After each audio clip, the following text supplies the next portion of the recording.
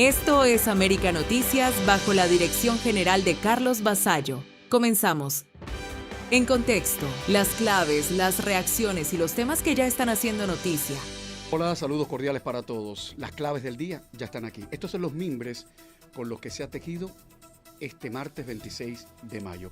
Preocupación en el Palacio de la Revolución en Miami y expectación y esperanza y alegría también en Miami.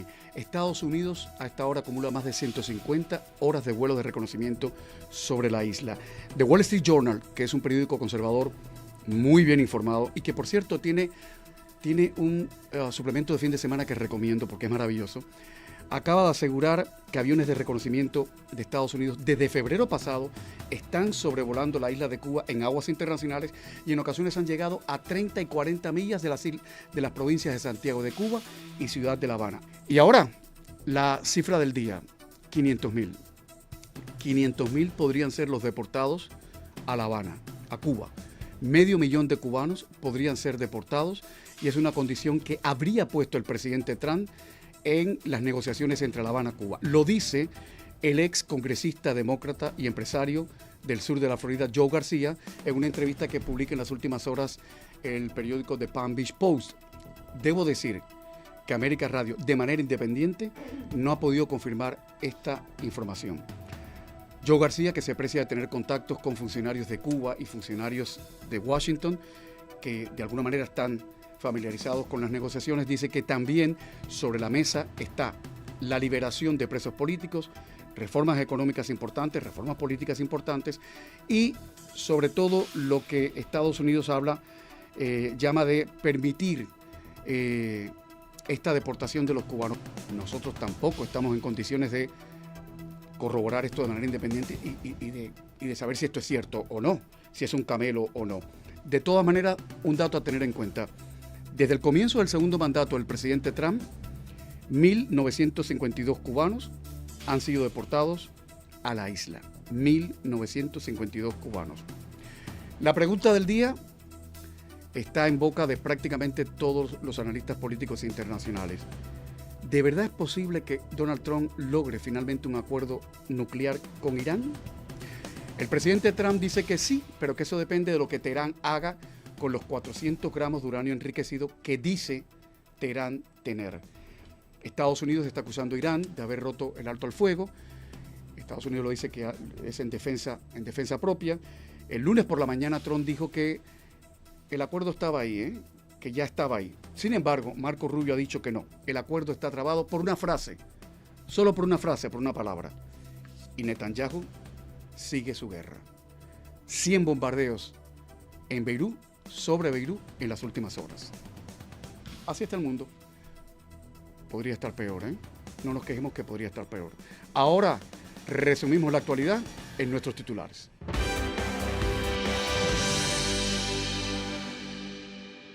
Estos son nuestros titulares. El petróleo ruso se aleja de Cuba. El régimen enfrenta otra sacudida energética mientras un buque cargado de diésel cambia de rumbo. Les contamos. Trump y el líder supremo de Irán siguen chocando. Las negociaciones nucleares se complican. Tenemos los detalles. Atención. Arrestan a cubano de 82 años acusado de vender crack en la pequeña Habana. Tenemos toda la información.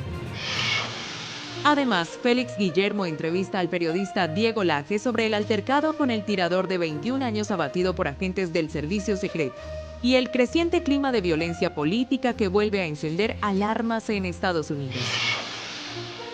Miguel Cosío conversa con Mario Pentón sobre el arresto en Miami de la hermana de la jefa de Gaesa y cómo Washington estaría cerrando el círculo financiero alrededor del régimen cubano. Y Camilo Egaña analiza junto al economista Elías Amor el explosivo debate sobre la devolución de propiedades expropiadas tras el triunfo de la Revolución Cubana y el impacto económico y político que tendría una medida de ese tamaño. Información confiable y al momento. Aquí en América Noticias.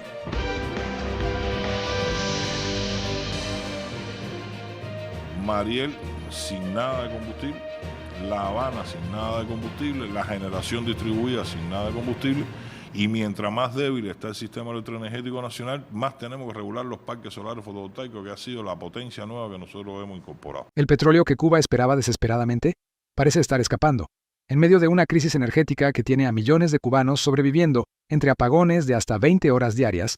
El petrolero ruso Universal aceleró motores y cambió bruscamente de rumbo, alejándose de la isla y encendiendo las alarmas dentro del régimen cubano. El buque, cargado con más de 250,000 barriles de diésel, pasó semanas navegando lentamente en el Atlántico Norte, prácticamente a la deriva y sin confirmar destino. Pero ahora el barco viró hacia el Atlántico Sur y aumentó velocidad, en lo que expertos consideran la señal más clara hasta ahora de que el combustible podría no terminar en Cuba. El movimiento ocurre apenas días después de que Rusia y China manifestaran públicamente su apoyo a La Habana y prometieran cooperación frente a la crisis cubana. Sin embargo, mientras Moscú y Pekín hablan de respaldo político, la isla sigue apagándose. El Universal forma parte de la llamada flota sombra rusa utilizada para mover petróleo bajo sanciones internacionales. El barco está sancionado por Estados Unidos, la Unión Europea y Reino Unido, y cualquier operación vinculada con Cuba enfrenta fuertes restricciones financieras y comerciales. Mientras tanto, la situación energética dentro de la isla sigue empeorando.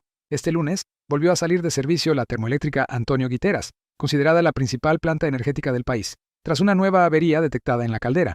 Aunque técnicos aseguran que podría regresar en 48 horas, esta ya es la sexta salida de la planta en lo que va de año.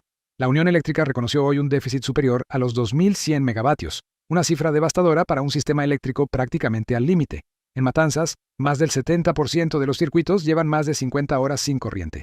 En La Habana, barrios completos pasaron casi un día entero sin electricidad, y en varias provincias orientales los apagones ya forman parte permanente de la rutina diaria. La crisis, además, deja cada vez más aislado al régimen cubano. Venezuela redujo drásticamente los envíos de combustible desde finales del año pasado. México prácticamente frenó suministros este año, y ahora el único gran cargamento ruso que podía aliviar la emergencia energética comienza también a alejarse de la isla. Mientras Rusia y China prometen respaldo político al régimen cubano, los apagones siguen creciendo y el combustible continúa sin llegar. El cambio de rumbo del petrolero Universal golpea directamente las esperanzas del gobierno cubano en medio de uno de los peores colapsos energéticos de las últimas décadas, informó Enrique López para América Noticias. La guerra puede haberse frenado momentáneamente, pero el conflicto entre Estados Unidos e Irán sigue lejos de resolverse. Las negociaciones para intentar cerrar un acuerdo de paz continúan complicándose por el punto más peligroso de toda la crisis, el programa nuclear iraní. Donald Trump exige que Irán entregue o destruya sus reservas de uranio enriquecido, material que Washington considera clave para impedir que Teherán desarrolle armas nucleares. Pero desde Irán, el líder religioso Mojtaba Khamenei mantiene otra posición. El régimen solo estaría dispuesto a congelar temporalmente el enriquecimiento de uranio, sin renunciar definitivamente al programa nuclear. Y ahí está el gran choque. Mientras Estados Unidos insiste en desmantelar completamente la capacidad nuclear iraní, Teherán exige a cambio el levantamiento inmediato de sanciones económicas y la liberación de miles de millones de dólares bloqueados en bancos internacionales. Además, Irán se niega por ahora a entregar el uranio a terceros países, una de las principales exigencias de la Casa Blanca. En paralelo, la tensión militar continúa creciendo.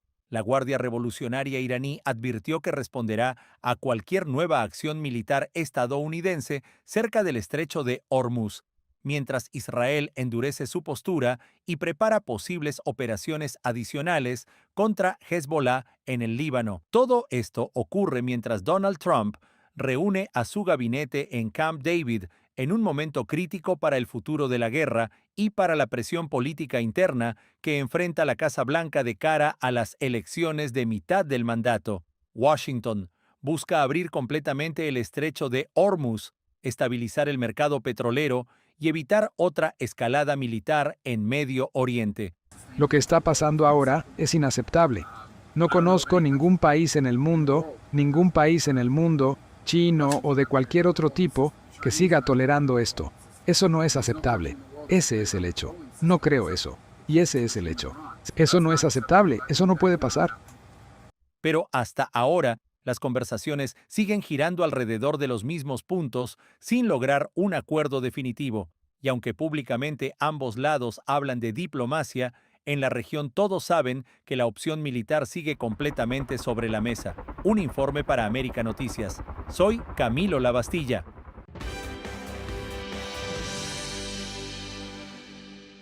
El congresista republicano Mario Díaz-Balart reaccionó tras una revelación de Fox News Digital sobre un diplomático cubano en Washington, investigado por presuntas operaciones de influencia política a favor de La Habana. Según el reporte compartido por Fox News, el funcionario cubano señalado es David Ramírez Álvarez, segundo secretario de la Embajada cubana en Washington, D.C. Las autoridades federales investigan supuestos vínculos con actividades de lobby e influencia política dentro de territorio estadounidense. Un video divulgado muestra al diplomático participando virtualmente en reuniones con activistas en California, donde discutía estrategias para presionar al Congreso y promover intereses del régimen cubano. Díaz-Balart aseguró que esto confirma que el castrismo no solo oprime al pueblo cubano, sino que también trabaja para socavar los intereses de seguridad nacional de Estados Unidos. El legislador ha insistido en que Cuba mantiene cooperación con adversarios de Washington como Rusia, China e Irán, y ha pedido aumentar la presión contra el régimen. Las declaraciones llegan en medio de una ofensiva política y judicial mucho más agresiva desde Washington. En los últimos días, Estados Unidos presentó cargos federales contra Raúl Castro por el derribo de las avionetas de Hermanos al Rescate en 1996. Mientras continúan creciendo las advertencias sobre espionaje e influencia cubana dentro de Estados Unidos, informó Enrique López para América Noticias. La posibilidad de que Estados Unidos estudie la repatriación de cientos de miles de cubanos hacia la isla ya comenzó a generar preocupación dentro de la comunidad migrante, aunque hasta ahora no existe confirmación oficial del gobierno estadounidense. La información salió a la luz después de declaraciones del excongresista demócrata Joe García al The Palm Beach Post, quien aseguró que la posible devolución de hasta 500,000 cubanos sería uno de los temas más delicados dentro de las conversaciones entre Washington y La Habana. Según García, el asunto estaría sobre la mesa mientras aumenta la tensión política tras la acusación federal contra Raúl Castro y el endurecimiento de la presión de la administración Trump sobre el régimen cubano. Sin embargo, hay un detalle importante. Aunque varios medios locales y plataformas digitales han comenzado a difundir la información, hasta este momento ningún gran medio nacional estadounidense ni cadenas internacionales han confirmado independientemente la existencia de un plan formal de deportación masiva. Tampoco la Casa Blanca ni el Departamento de Seguridad Nacional han anunciado públicamente una medida de ese tamaño. Aún así, el tema genera enorme inquietud porque sí coincide con una realidad visible. El endurecimiento migratorio ya comenzó. En los últimos meses aumentaron las detenciones de cubanos con problemas migratorios, mientras miles de personas siguen esperando resolver casos de parole, asilo o residencia permanente. Además, Cuba atraviesa uno de los peores escenarios económicos de su historia reciente, con apagones, falta de combustible, inflación y una nueva ola migratoria que continúa vaciando la isla. Por eso, expertos advierten que una repatriación masiva sería extremadamente compleja, tanto política como logísticamente. Y mientras algunos analistas consideran que la filtración podría formar parte de una estrategia de presión dentro de las negociaciones entre ambos gobiernos, otros creen que Washington estaría evaluando distintos escenarios migratorios para el futuro. Por ahora, lo cierto es que no existe confirmación oficial de un plan de deportación masiva de 500,000 cubanos, pero solo la posibilidad ya está provocando incertidumbre entre miles de familias dentro y fuera de Estados Unidos. Soy Camilo Lavastilla para América Noticias.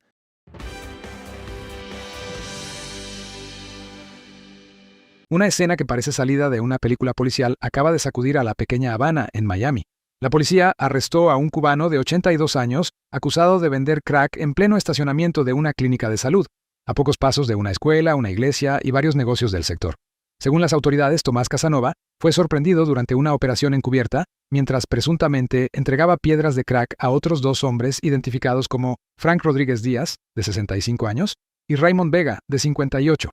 El reporte policial asegura que agentes vigilaban la zona cuando observaron la transacción. Rodríguez Díaz llegó en bicicleta, entregó dinero a Vega, y luego el efectivo terminó en manos de Casanova, que estaba sentado bajo un árbol. Segundos después, el anciano habría sacado de su bolsillo una servilleta con varias piedras de crack y entregado la droga a ambos compradores. La intervención ocurrió inmediatamente. Los oficiales aseguran haber encontrado 11 piedras adicionales de crack y dinero en efectivo dentro de los bolsillos del acusado. Cerca de los otros 2 hombres, también aparecieron más piedras de la misma sustancia. Ahora, Casanova enfrenta cargos agravados por venta de drogas cerca de una iglesia y otros establecimientos protegidos por la ley de Florida, delitos que podrían llevarlo a pasar hasta 30 años en prisión. Rodríguez Díaz también fue acusado de posesión de crack, mientras el caso de Raymond Vega seguía bajo investigación. Además, autoridades federales colocaron una retención migratoria sobre Casanova, lo que significa que también podría enfrentar un proceso de deportación, y no sería la primera vez. Registros judiciales muestran que el anciano ya había sido arrestado anteriormente por delitos relacionados con cocaína y oxicodona. El caso vuelve a poner el foco sobre el narcotráfico en sectores históricos de Miami, pero esta vez con un protagonista que pocos imaginaban, un hombre de 82 años acusado de vender crack en plena Pequeña Habana. Enrique López para América Noticias. Para que estés mejor informado, te dejamos con nuestras noticias en un minuto. La gobernadora de Puerto Rico, Jennifer González, generó controversia al afirmar que Estados Unidos tendría una guerra con Cuba en las próximas semanas. 40 años atrás. ¿Qué dijo Ronald Reagan? En aquel momento mucho más conservador que Donald Trump. Ronald Reagan dijo en aquel momento que Puerto Rico estaba listo y preparado para ser parte de los Estados Unidos y que era más beneficioso para los Estados Unidos también tener a Puerto Rico como un estado. Pero había una guerra fría en ese momento. Hay una guerra fría. ¿Qué guerra tenemos ahora? Tenemos una guerra con China, tenemos una guerra con Irán, tenemos una guerra con Rusia, teníamos una guerra hasta los otros días con Venezuela y vamos a tener una con Cuba la próxima semana. Puerto Rico es clave en estos asuntos. Fuimos clave para Venezuela hace escasamente 6 meses atrás y lo vamos a hacer clave para la política pública de los Estados Unidos en Latinoamérica. Tenemos que ver lo que está pasando. Sus palabras surgieron en el marco de un debate sobre el valor estratégico de Puerto Rico para Washington, donde enumeró conflictos abiertos con China, Irán, Rusia y Venezuela antes de mencionar también a Cuba. La frase llamó la atención porque no estuvo acompañada por evidencia ni por un anuncio oficial de la Casa Blanca. El comentario encendió reacciones por su tono alarmista y por la forma en que mezcla política local de Puerto Rico con tensiones internacionales que ya están bastante cargadas. Para Cuba, ese tipo de afirmaciones alimenta la percepción de amenaza y vuelve a colocar a la isla en el centro del discurso de confrontación. Aunque no haya una decisión militar anunciada, la sola declaración amplifica el ruido político en un momento de máxima sensibilidad regional. Autoridades de Estados Unidos investigan a Hassan Paike y a Medea Benjamin por posibles violaciones de sanciones relacionadas con un viaje a Cuba realizado en marzo. El caso gira en torno a la presunta coordinación de actividades, logística y entrega de bienes bajo normas que administra la OFAC, dentro de una visita vinculada al llamado Convoy Nuestra América. Por ahora, la investigación sigue abierta y no hay conclusiones definitivas, pero el simple inicio del proceso ya elevó el perfil político del expediente. La indagación es sensible porque involucra a figuras muy conocidas de la izquierda estadounidense y porque toca directamente el régimen de sanciones contra Cuba. Si se confirma alguna violación, el caso podría convertirse en un precedente importante sobre viajes, intercambio político y límites legales para actividades en la isla. En otras palabras, no se trata solo de 2 nombres mediáticos, sino de una revisión más amplia de cómo se aplican las restricciones de Estados Unidos sobre Cuba. Un cubano identificado como Óscar Espinosa Osoria fue asesinado a tiros en Houston, Texas, y las autoridades aún buscan al sospechoso, que permanece prófugo. El caso ocurrió esta semana y abrió una investigación por homicidio, con un señalamiento directo contra Emilio Fuentes Cuellar, también cubano, como presunto responsable del tiroteo. La policía de Houston mantiene activo el caso mientras trata de ubicar al acusado. La noticia golpea a la comunidad cubana del área porque se trata de otro episodio de violencia mortal entre compatriotas fuera de la isla. Además, la condición de prófugo mantiene la atención abierta y deja en manos de la ciudadanía cualquier pista útil para avanzar en el caso. Para la familia de la víctima, la prioridad ahora es justicia. Para las autoridades, localizar al sospechoso antes de que desaparezca por completo. Estados Unidos ya acumula más de 150 horas de vigilancia aérea cerca de Cuba desde febrero, en una intensificación que vuelve a elevar la tensión con La Habana. El reporte señala que los vuelos de inteligencia y reconocimiento se han concentrado especialmente en zonas cercanas a La Habana y Santiago de Cuba, algunas veces a menos de 64 kilómetros de la costa. Aunque Washington no ha hecho una explicación pública detallada sobre cada misión, la actividad refleja un monitoreo constante del entorno cubano en medio de la creciente fricción política. La cifra no es menor porque ya no se trata de un vuelo aislado, sino de una campaña sostenida de observación militar con drones, aviones de patrulla y otras plataformas de inteligencia. Para el gobierno cubano, ese tipo de presencia suele leerse como una señal de presión directa y una advertencia sobre el nivel de interés estratégico que sigue despertando la isla. En ese contexto, la vigilancia aérea se convierte en otro frente del pulso entre Washington y La Habana. La central termoeléctrica Antonio Guiteras volvió a salir del sistema por una nueva avería, y eso agravó de inmediato los apagones en Cuba. La planta, considerada una de las más importantes del país, quedó fuera de servicio mientras técnicos inspeccionan el alcance del daño y evalúan si puede volver a sincronizar en las próximas 48 horas. Cada vez que la Guiteras falla, el sistema eléctrico nacional pierde una pieza clave y el golpe se siente en varias provincias al mismo tiempo. En medio de una crisis ya severa, la avería confirma que el problema energético no solo depende del combustible, sino también del deterioro acumulado en las plantas de generación. Aunque los especialistas hablan de una posible recuperación rápida si los daños no son graves, la realidad es que el país sigue atrapado en una secuencia de salidas, reparaciones y nuevas interrupciones. Para la población, eso se traduce en más horas sin luz, más incertidumbre y una vida diaria cada vez más condicionada por el sistema eléctrico.